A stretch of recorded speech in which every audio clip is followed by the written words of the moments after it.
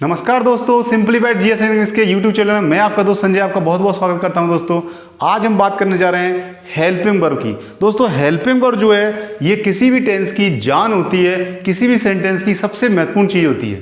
Helping verb अगर आप सही इस्तेमाल कर रहे हैं डेफिनेटली आपका टेंस बिल्कुल सही रहेगा। लेकिन दोस्तों समस्या इस बात की आती है कि जैसे जैसे हम टेंसों को पढ़ते चले जाते हैं वैसे वैसे हर टेंस की एक अलग हेल्पिंग वर्ब आती है। किसी में एज लग रहा है, किसी में आर लग रहा है, किसी में बाज लग रहा है, कभी किसी में बर लग रहा है, किसी में बिल लग रहा है, किसी सेल लग रहा है, डू डज वाज बर, बहुत कंफ्यूज हो जाते हैं। और फिर कंफ्यूज होने के बाद ऐसा लगता है कि समझ में कुछ आ नहीं रहा या भूल गए, या सारे टेंस पढ़ने के बाद भी ये कंफ्यूजन है कि हेल्पिंग वर्ब किस टेंस में कौन सी लगेगी। तो दोस्तों इस प्रॉब्लम का सॉल्यूशन आपको इस वीडियो में मिलने वाला है। आप बस ये जो वीडियो है उसको ध्यान से देखिए, निश्चित रूप से आपकी हेल्पिंग वर्ब का 100% सॉल्यूशन हो जाएगा। आपको हेल्पिंग वर्ब में कभी कोई दिक्कत नहीं आएगी। दोस्तों आप बोर्ड पर देखिए क्या है आज का मैटर। देखिए यहाँ पर एक सिंपल से 3 रूल दे रखे हैं। सिंपल से 3 रूल हैं जिनकी मदद से आप हेल्पिंग वर्ब को यूज करना सीख जाओगे। अब आपके दिमाग में क्वेश्चन उठ रहा होगा कि इतने से रूल से हमने तो इतने सारे रूल पढ़ डाले, इसके बाद भी नहीं आ रहा। अरे आपको सही तरीके से पढ़ाया नहीं गया है। अगर आपने इस ट्रिक से, इस मेथड से इस चीज को समझ लिया तो आपको हेल्पिंग वर्ब की दिक्कत कभी नहीं आएगी। तो देखिए बोर्ड पर क्या है, मात्र 3 रूल हैं। देखिए पहला रूल क्या कहता है, ही सी इट और एक वचन। दोबारा से सुन लीजिए, ही सी इट और एक वचन। एक वचन का मतलब एक व्यक्ति का नाम। अगर ये दे रखा है तो आपको हैज डज इज बाज लगाना है, या आप ऐसे भी याद रख सकते हैं, ही सी इट और एक वचन के साथ हैज डज इज बाज लगता है। दोबारा से सुन लीजिए, ही सी इट एक वचन के साथ हैज डज इज बाज लगता है। अब इसी का एक और पार्ट है, आई बी यू दे और बहुवचन के साथ हैव आर बर डू। हैव आर बर डू। आप इसको पोएम की तरह रट लीजिए, एक बार, बस एक बार रट लीजिए। यहां तक का काम आपका है, इसके बाद का काम हमारा है। आपको हेल्पिंग वर्ब के प्रयोग में कभी कोई दिक्कत नहीं होने वाली है। दोबारा देख लीजिए बोर्ड पर, ही सी इट एक वचन के साथ हैज डज इज बाज लगता है। ही सी इट एक वचन के साथ हैज डज इज बाज लगता है। अब इसमें देख लीजिए सभी हेल्पिंग वर्ब के एंड में एस आ रहा है। देखो इसमें भी हैज में भी एस आ रहा है, डज में भी एस आ रहा है, इसमें भी एस आ रहा है, इसमें भी एस आ रहा है। ऐसे भी याद रख सकते हैं आप। तो ये एक साथ रहेंगे और ये एक साथ रहेंगे। आगे देखिए इस दूसरा रूल क्या कहता है, आई वी और बहुवचन के साथ सेल आता है। आई वी और बहुवचन के साथ सेल आता है। आई आप जानते हैं, वी आप जानते हैं, बहुवचन का मतलब एक से अधिक व्यक्तियों के नाम, उनके साथ क्या आएगा, सेल आएगा। बाकी के साथ बिल आता है। यानी आपको सिर्फ इतना सा देखना है कि अगर आई आ रहा है या वी आ रहा है या बहुवचन यानी एक से अधिक व्यक्तियों के नाम आ रहे हैं, ये 3 अगर कंडीशन है तो आप वहां पर सेल लगाओगे, नहीं तो आपको क्या लगाना है, बिल लगाना है। ये क्लियर है। आगे देखिए फिर एक इसका पार्ट और है, ये अपवाद का नियम है। यानी इन नियमों में थोड़ा सा ये डिफरेंस पैदा करता है, इसलिए इसको अलग से लिखवाया गया है कि ये नियम हमेशा अपने आप में लागू रहेगा। जैसे कि प्रेजेंट कंटिन्यूअस का अगर कोई वाक्य आ गया, आपको ध्यान देना है, अगर प्रेजेंट कंटिन्यूअस का वाक्य आया हुआ है तो आई के साथ आपको एम ही लगाना है, इसके अलावा कुछ और नहीं लगाना है। इसी तरह से पास्ट कंटिन्यूअस का वाक्य आ गया तो पास्ट कंटिन्यूअस में आपको आई के साथ वॉज ही लगाना है, इसके अलावा कुछ और नहीं लगाना है। ये चीज़ आपको याद रखनी है, बाकी आपको कुछ भी याद करने की जरूरत नहीं है। तो आप सोच रहे होंगे साहब ये तो बड़े नियम अटपटे हैं, इससे पहले तो हमने पढ़ा था जब टेंस पढ़े थे तो प्रेजेंट इंडेफिनिट में ही सी इट एक वचन के साथ डज लगाते हैं, आई वी यू दे बहुवचन के साथ डू लगाते हैं। फिर आपने उसी में पढ़ा कि आई वी यू दे बहुवचन होता है तो उसके साथ क्रिया की फर्स्ट फॉर्म अकेली लगती है, ही सी इट वचन के साथ क्रिया की फर्स्ट फॉर्म के साथ एस एस लग जाता है। फिर हमने पास्ट टेंस पढ़ा था, उसमें डिड लगा था। फिर हमने आपके जो है पास्ट फ्यूचर इंडेफिनिट पढ़ा था, उसमें बिल सेल के नियम पढ़े थे। ऐसे नियम तो बहुत सारे थे और यहाँ तो एक ही नियम है, ऐसे कैसे हो सकता है। अरे भाई ये इसका सॉल्यूशन है, ये काफ़ी नियमों को कंपाइल करके एक जोड़ करके बनाया गया है। दोस्तों यहाँ पर इसको ये देखने में अटपटा लग सकता है, लेकिन अगर आपने एक बार इसको याद कर लिया इसके बाद आपको ये समस्या कभी नहीं आएगी। दोबारा से दोहरान कर लेते हैं, इसका प्रैक्टिकल देखेंगे। ही सी इट बहुवचन के साथ हैज डज इज बाज लगता है, ही सी इट बहुवचन के साथ हैज डज इज बाज लगता है, ऐसे इसको रटना है आपको। ही सी इट बहुवचन के साथ हैज डज इज बाज लगता है। आई वी यू दे और बहुवचन के साथ हैव आर वर डू लगता है। आई वी यू दे और बहुवचन के साथ हैव आर वर डू लगता है। इसी तरह से आई वी और बहुवचन के साथ सेल लगता है, बाकी के साथ विल लगता है। आई वी और बहुवचन के साथ सेल लगता है, बाकी के साथ विल लगता है। और प्रेजेंट टेंस में आई के साथ एम लगता है और पास्ट टेंस में आई के साथ बाज लगता है। कोई ज़्यादा बड़ा नियम ही है, बहुत आसानी से याद होने वाला है। पोएम की तरह रट लीजिए। इसके बाद अगर आपने रट लिया तो आपका ये प्रैक्टिकल है जो आपको मैं कराने जा रहा हूँ। इसमें आप देखिए यहीं पर आपके सामने रूल हैं, ये 3 रूलों का इस्तेमाल करोगे और आप हेल्पिंग वर्ब को आसानी से याद भी कर सकते हो और आसानी से यूज भी कर सकते हो। मान लीजिए आपके दिमाग में एक वाक्य आया, आपने सोचा कि मैं जा रहा हूँ, आपने सोचा कि मैं जा रहा हूँ को ट्रांसलेट करें। देखिए मैं जा रहा हूँ, देखो दोस्तों ये कौन सा टेंस हो गया? रहा हूं, रहा है, रही है, रहे हैं। तो रहा है, रही है, रहे तो कौन सा टेंस हो गया?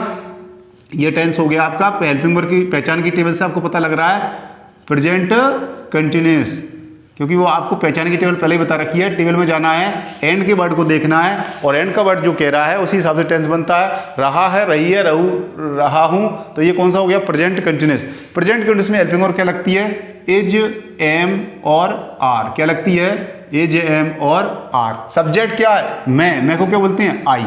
अब आई के साथ इज लगाएंगे कि एम लगाएंगे या आर लगाएंगे, यही सबसे बड़ा प्रश्न है।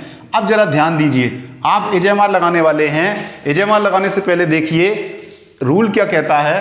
रूल कहता है ही, सी, इट एक वचन के साथ हैज, डज, इज, बाय लगता है। अब जरा देख लीजिए कि आपकी जो एज, एम, आर है, जो आई है वो कहां पर है?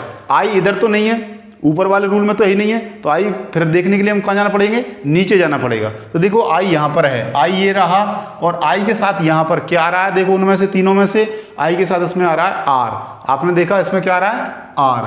तो ये आपका क्या लग जाएगा? इसमें लग जाएगा, सॉरी थोड़ा सा माफ करना, देखो यहाँ पर अब बात का नियम है प्रेजेंट कंटिन्यूअस का वाक्य है और प्रेजेंट कंटिन्यूअस में आई के साथ क्या लगता है? एम लगता है। तो ये आपको थोड़ा सा ध्यान रखना है। यहाँ पर आपका क्या लग रहा है?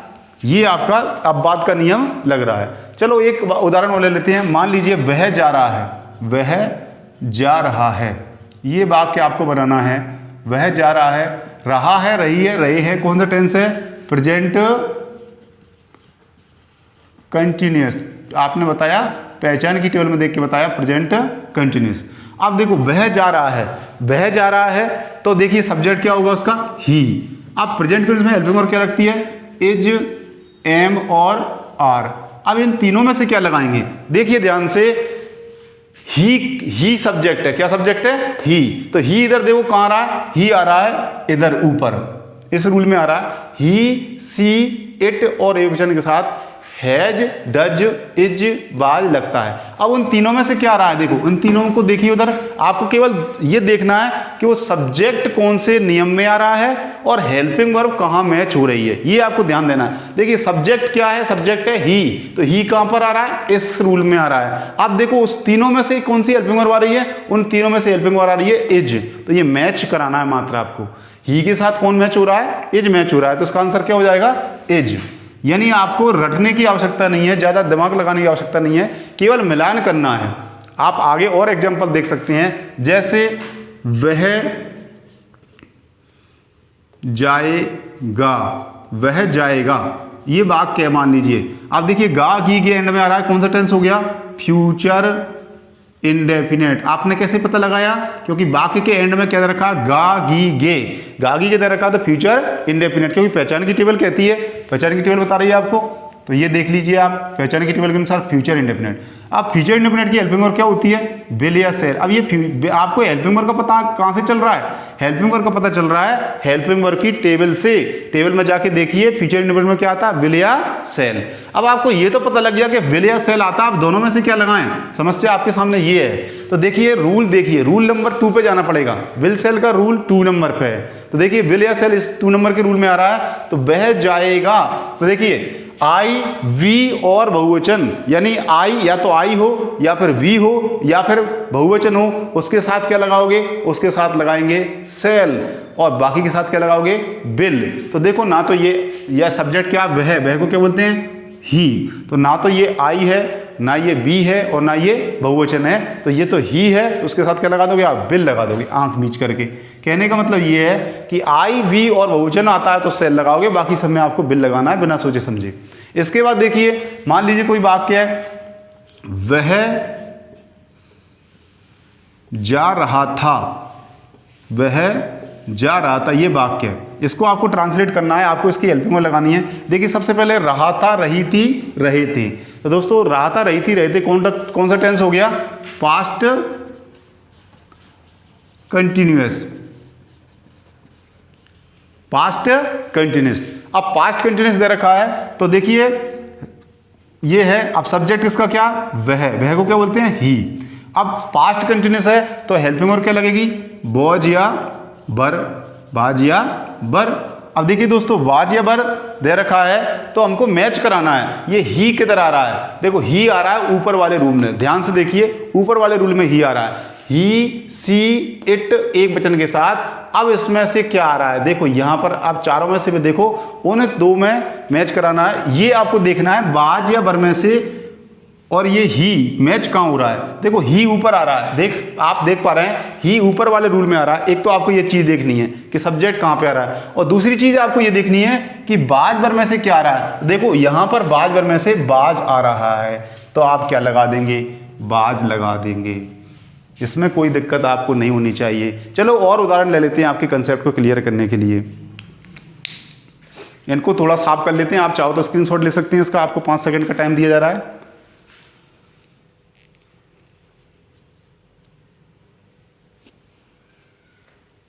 ठीक है भैया, आपने स्क्रीनशॉट ले लिया होगा, आगे देखिए।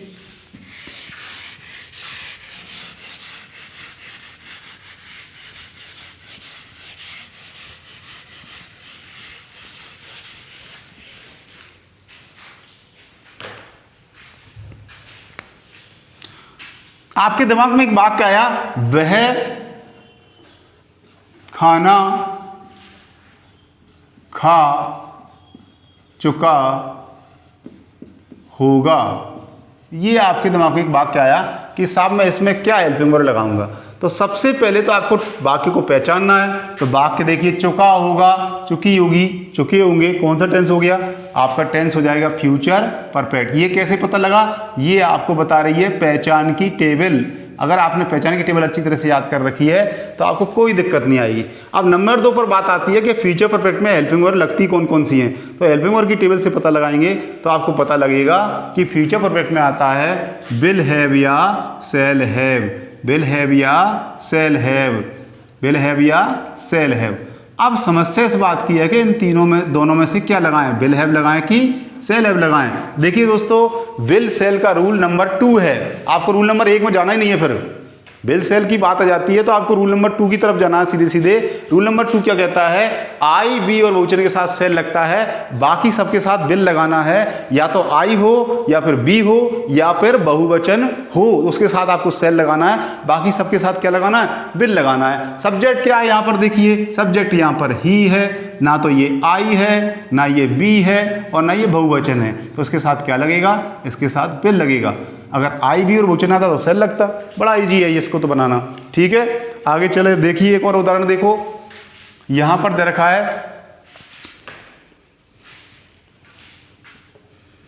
वह खाना नहीं खाता है। ये वाक्य आया है, मान लीजिए आपका, तो ता है, पहले तो उसको पहचानेंगे तो पहचान की टेबल से पता लगेगा। ता है, ती है, ते है, कौन सा टेंस हो गया, प्रेजेंट इंडेफिनेट, प्रेजेंट इंडेफिनेट। क्यों हुआ ये प्रेजेंट इंडेफिनेट, क्योंकि वाक्य के एंड में दे रखा है आपका ता है, ती है, ते है। तो पहचान की टेबल से आपको पता लगता है कि ता है, ती है, ते दे रखा है, तो प्रेजेंट इंडेफिनेट हो गया। जब ये प्रेजेंट इंडेफिनेट हो गया तो इसकी हेल्पिंग वर्ब क्या आती है, हेल्पिंग वर्ब की टेबल से आपको पता लगेगा डू या डज, डू या डज। अब देखिए डू या डज में से क्या लगाएं। तो देखिए डू या डज का रूल जो है दोस्तों, यहाँ पर पहले सब्जेक्ट को आपको देखना है, सब्जेक्ट के अंदर का वह, वह को इंग्लिश में क्या बोलते हैं? ही किस रूल में आ रहा है? ही आपका रूल के ऊपरी हिस्से में आ रहा है। ये पहले रूल के ऊपरी पहले पार्ट में आ रहा है। रूल के 2 पार्ट हैं, इसके पहले पार्ट में आ रहा है। यहाँ पर आपका ही आ रहा है, आप देख पा रहे हैं, इस रूल में आ रहा है ही। अब इसके साथ ये जो हेल्पिंग वर्ब आने वाली हैं, डू या डज, इन दोनों को मैच कराना है। देखिए डू या डज में से कौन सा आ रहा है, तो आप देख पा रहे हैं यहाँ पर डज आ रहा है, डू नहीं आ रहा है, तो यहाँ पर आप क्या लगा देंगे? डज लगा देंगे। आपका आंसर हो जाएगा डज। इसी प्रकार से आगे देखिए, आपका कोई वाक्य दे रखा है, वे जा रहे हैं, वे जा रहे हैं। देखिए दोस्तों, इस वाक्य में आपको हेल्पिंग वर्ब लगानी है। तो देखिए यहाँ पर रहा है, रही है, रहे हैं, कौन सा टेंस हो गया? आप हेल्पिंग वर्ब पहचान की टेबल से पहचान सकते हैं कि कौन सा टेंस है। वो है आपका प्रेजेंट कंटिन्यूस। कौन सा है आपका? Present continuous. क्यों है प्रेजेंट कंटिन्यूस? पहचान की टेबल में देखिए, प्रेजेंट इंडेफिनिट में ता है, ती है, ते है। प्रेजेंट कंटिन्यूस में रहा है, रही है, रहे हैं। तो प्रेजेंट कंटिन्यूस हो गया। तो अब आप देखिए प्रेजेंट कंटिन्यूस में क्या हेल्पिंग वर्ब लगती है, तो हेल्पिंग वर्ब की टेबल में जाइए। प्रेजेंट इंडेफिनिट में डू या डज, प्रेजेंट कंटिन्यूस में एज, एम, आर। तो आपको पता है, हेल्पिंग वर्ब की टेबल से पता लगा कि एज, एम और आर। ध्यान रखना है यहाँ पर कि वे जा रहे हैं, तो वे को इंग्लिश में क्या बोलेंगे दोस्तों? दे। अब आपको यही चीज देखनी है कि इस दे को देखना है पहले। तो ये दे कौन से रूल में आ रहा है? देखिए दे यहाँ पर आ रहा है रूल पहले के दूसरे हिस्से में, रूल पहले का दूसरा हिस्सा यहाँ पर है, यहाँ पर दे आ रहा है। अब इस दे के साथ इन एज, एम, आर में से कौन आ रहा है, ये आपको देखना है। इस एज, एम, आर में से कौन आ रहा है? देखिए इस एज, एम, आर में से क्या आ रहा है? आर आ रहा है। आप देख पा रहे हैं दे के ग्रुप में आर आ रहा है, इसलिए आप बड़े आसानी से इसमें क्या भर दोगे? आर भर दोगे। और उदाहरण देख लीजिए 2-3, जिससे कि आपके कंसेप्ट एकदम क्लियर हो जाएंगे। आपको बस केवल रूल याद करना है, और रूल याद करने के बाद फिर आपको सिर्फ इसकी प्रैक्टिस करनी है, और आपको हेल्पिंग वर्ब के प्रयोग में कहीं कोई दिक्कत नहीं आने वाली है। ये आपको 100% बल्कि 101% गारंटी दी जा रही है। आपको करना क्या है? आपको करना सिर्फ इतना है, ये रूल याद करना है, बाकी का काम अपने आप हो जाएगा। आगे देखिए 2-3 एग्जाम्पल और, जैसे कि वे खाना खा चुके थे, चुके होंगे। यहाँ पर एक वाक्य ये ले लेते हैं, वे खाना खा चुके होंगे। देखिए दोस्तों, चुका होगा, चुकी होगी, चुके होंगे, कौन सा टेंस हो गया? फ्यूचर परफेक्ट हो गया। कैसे पहचाना? आप पहचान की टेबल में गए, फ्यूचर परफेक्ट। फ्यूचर परफेक्ट का मतलब चुका होगा, चुकी होगी, चुकी होंगे। अगर वाक्य के एंड में आ रहा है तो कौन सा हो गया? फ्यूचर परफेक्ट होगा, क्योंकि आपने पहचाना पहचान की टेबल से। अब आपका हो गया हेल्पिंग वर्ब। अब देखनी है आपको हेल्पिंग वर्ब, तो हेल्पिंग वर्ब की टेबल में जाइए। प्रेजेंट इंडेफिनिट में डू या डज, प्रेजेंट कंटिन्यूस में is, am, are, present perfect में हैज है, प्रेजेंट परफेक्ट कंटिन्यूस में has been, have been, past indefinite में डिड, पास्ट कंटिन्यूस में वाज वर, पास्ट परफेक्ट में हैड, पास्ट परफेक्ट कंटिन्यूस में हैड बीन, फ्यूचर इंडेफिनिट में will या shall, future continuous में will be, shall B, future perfect में will have या cell have. तो आपने टेबल से निकाला विल हैव या सेल हैव। अब आपको देखना है कि इनमें से दोनों में से क्या लगाना है। तो दोस्तों आपको डायरेक्ट विल सेल के रूल में जाना है, यानी रूल नंबर 2 में जाना है। और रूल नंबर 2 कहता है आई, वी और बहुवचन के साथ सेल लगता है। अब देखिए आई, आई को देख लीजिए, आई तो ये नहीं है, देखो दे, ठीक है ना। तो देखिए आई या फिर वी या फिर बहुवचन, बहुवचन का यहाँ ध्यान देना है। बहुवचन का मतलब एक से अधिक व्यक्तियों के नाम। तो दे, चूंकि बहुवचन आप सोचेंगे साहब दे बहुवचन है, लेकिन ये हमारे रूल के मुताबिक नहीं है। वैसे बहुवचन है, ये एक वचन नहीं है दे, लेकिन हमारे रूल के मुताबिक ये जो है उसको हमने दे में, दे को किससे जोड़ रखा है? विल से जोड़ रखा है। तो आपको तो आंख मीच के ये सोचना है कि आई, वी और बहुवचन ये तीनों तो नहीं आ रहे, तीनों नहीं आ रहे, यहाँ पर अपने आप विल आ जाएगा। अगर ये तीनों आते तो सेल आ जाता। आगे एक वाक्य और देख लीजिए, वह मैं खाना नहीं खाता हूँ। ये वाक्य है। देखिए खाना नहीं खाता हूँ, ता है, ती है, ते है, कौन सा टेंस हो गया? प्रेजेंट इंडेफिनिट टेंस हो गया। ता है, ती है, ते है और इसके अलावा ता हूँ। अगर ये आ गया, ती हूँ आ गया, तो प्रेजेंट इंडेफिनिट हो जाता है। जब ये प्रेजेंट इंडेफिनिट हो जाएगा तो हेल्पिंग वर्ब की टेबल से आपको पता लगाना है कि ये कौन सा टेंस है। देखिए ता है, ती है, ते हैं, तो कौन सा टेंस हो गया आपका? प्रेजेंट इंडेफिनिट हो गया। तो आप हेल्पिंग वर्ब की टेबल में जाइए, प्रेजेंट इंडेफिनिट में क्या आता है? डू या डज। तो आप लगाएंगे डू या डज। क्या लगाएंगे आप? डू या डज। अब देखिए डू या डज में से कौन सा लगाएंगे? इससे पहले सब्जेक्ट देखना है। सब्जेक्ट के रूप में क्या रखा? मैं को क्या बोलते हैं? आई। अब मैच कराना है दोस्तों। ये आई आपका जो रूल है वो कहां पर आ रहा है? आई किस रूल में आ रहा है? देखिए आई आपका नीचे आ रहा है। आप देख पा रहे हैं बोर्ड पर कि नीचे आ रहा है, यानी फर्स्ट जो रूल है उसी के निचले हिस्से में आ रहा है। तो यहां पर ध्यान देना है। अब आई के साथ इन दोनों में से कौन आ रहा है, ये मैच कराना है। डू आ रहा है कि डज आ रहा है? जरा ध्यान से देखिए, आई वाले ग्रुप में यहां पर डू आ रहा है, डज नहीं आ रहा है। तो इसका आंसर क्या हो जाएगा? इसका आंसर डू हो जाएगा, यानी आपको डू लग जाएगा। अब कई विद्यार्थी ये सोच रहे होंगे मन में कि सर ने पूरे वाक्य नहीं बनाए, केवल यहाँ हेल्पिंग वर्ब लगा दी। दोस्तों अभी आपको मात्र हम हेल्पिंग वर्ब लगाना सिखा रहे हैं। जब हम पूरा टेंस बनाने की प्रक्रिया आपको जब सिखाएंगे, जब आप सारे रूलों को क्लियर कर चुके होंगे। जब आपको सारे रूल बता दिए जाएंगे तो आप चुटकियों में टेंस को ट्रांसलेट कर लोगे, सेंटेंस को ट्रांसलेट कर लोगे टेंस के मुताबिक। दोस्तों ये आपको एक प्रयास किया गया था कि आप हेल्पिंग वर्ब की प्रॉब्लम को हमेशा के लिए आपको सॉल्व हो जाएगी। निश्चित रूप से आप केवल हेल्पिंग वर्ब के ये रूल याद कर लीजिए और जो आपको प्रैक्टिस कराई गई है ऐसी प्रैक्टिस कर लीजिए। आपको हेल्पिंग वर्ब लगाने में कभी कोई दिक्कत नहीं आई। उम्मीद है आपको हमारा ये प्रयास पसंद आएगा। यदि आपको हमारे वीडियो अच्छे लग रहे हैं तो प्लीज़ इनको लाइक कीजिए, शेयर कीजिए, हमारे चैनल को सब्सक्राइब कीजिए और बेल आइकन दबाना मत भूलिए, जिससे कि नई वीडियो की नोटिफिकेशन आपको तुरंत प्राप्त हो जाए। Thank you very much. Have a nice day.